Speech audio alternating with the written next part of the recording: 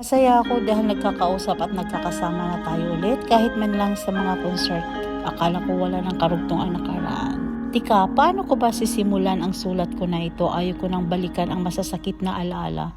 Remember, forgive and forget na tayo, diba? I just want to reminisce yung masasaya at memorable na events sa lives natin. Anyway, naalala mo pa ba yung time na nagkakilala tayo? We were never friends. Ayaw ko nga sa'yo kasi akala ko super suplado at mayabang ka. Hindi pala. Looking back, you were so sweet and friendly pa nga sa akin. Habang tumatagal ang pagsasama natin bilang isang love team, I could feel na nagbabago yung feeling ko sa'yo. That's why I ask so many questions to myself gaya ng if dapat ka bang mahalin or if paano or kailan sasabihin mahal kita. Quite frankly, I was a bit scared. Baka the feeling was not mutual kaya I was praying na sana kahit kunting pagtingin, mayroon ka din sa akin. Although madaming kumukonta about my feelings towards you, tanggap naman kita maging sino ka man. Bakit ba pati ba pintig ng puso ko pakialaman nila? Bawat tibok, bawat pintig. Actually, when my family found out that we're already a couple, they were all surprised. Who would ever think na we would end up being friends in love? Of course, not every time naman our relationship went so smoothly. Ganun yata talaga, may tatlong mukha ang pag-ibig, may saya, lungkot at non-stop na drama in between. We had our ups and downs in our relationship too. We even broke up pa nga. Although I was partnered with other handsome leading men, I knew na nakagapos na ang puso ko sa'yo. Ikaw lang talaga, wala nang iba. I was so happy that when we get back together, you proved them wrong. Iba talaga. Just imagine we got married not only once but thrice pa nga sa harap ng maraming tao sa Manila Cathedral. We exchanged our vows with our 3 words for forever. We promised to love each other in sickness and health till death do us part. Being married to you was my priority at the time. When I get pregnant and give birth to Casey, I felt so complete na. Sabi ko nga sa interview ko with Corina Sanchez, para akong prinsesa with my Prince Charming. It was I was living in a fairy tale. All what I wanted was for us to live happily ever after in our very own castle. Unfortunately, we parted our ways, but then and this time I was completely heartbroken and the rest was history. I'm not going to elaborate it further as I did not want to rub the salt sa sugar kung held. Anyway, I really never thought that Casey and I will become a family of 2. Nung nagkahiwalay tayo, parang pasan ko ang daigdig. Halos oras-oras, araw-araw na alala kita.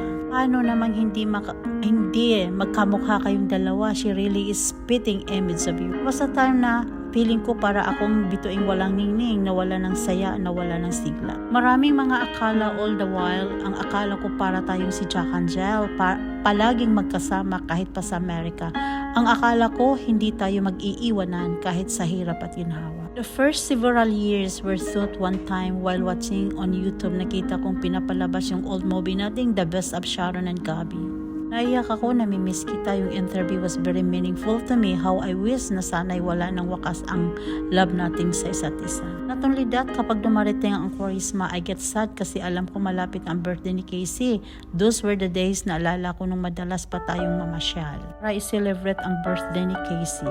Despite our situation, nang iniwan mo ako or kami, I promise to myself that Casey and I will never consider ourselves as the new crying ladies.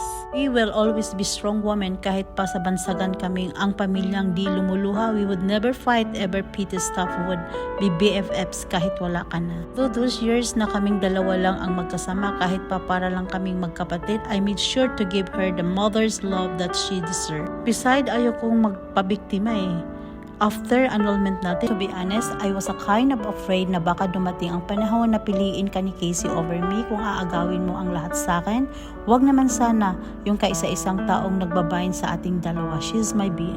Totoo lang, napaka-hypocrite ko naman not to admit na minsan napapatanong pa din ako sa sarili ko kung bakit ikaw pa rin. Nakikita kita sa mga gatherings at nalilingka sa iba, nasasambit ko sa sarili ko kung ako na lang sana ulit, wala namang masama if naramdaman ko ito dahil minsan minahal kita, diba? Na pagdating ng panahon tayong dalawa pa rin after all, una kang maging akin, promise kahit maputi na ang buhok ko, I will be your caregiver. Kahit pa maging madrasta ako sa mga anak mo, okay lang, sadyang walang kapalit ka sa puso ko. Anytime kung kailangan mo ako, nandito lang ako.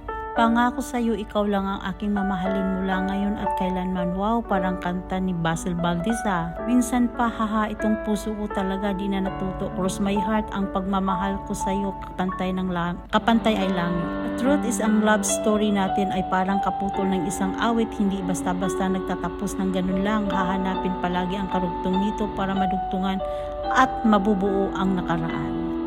P.S. I love you.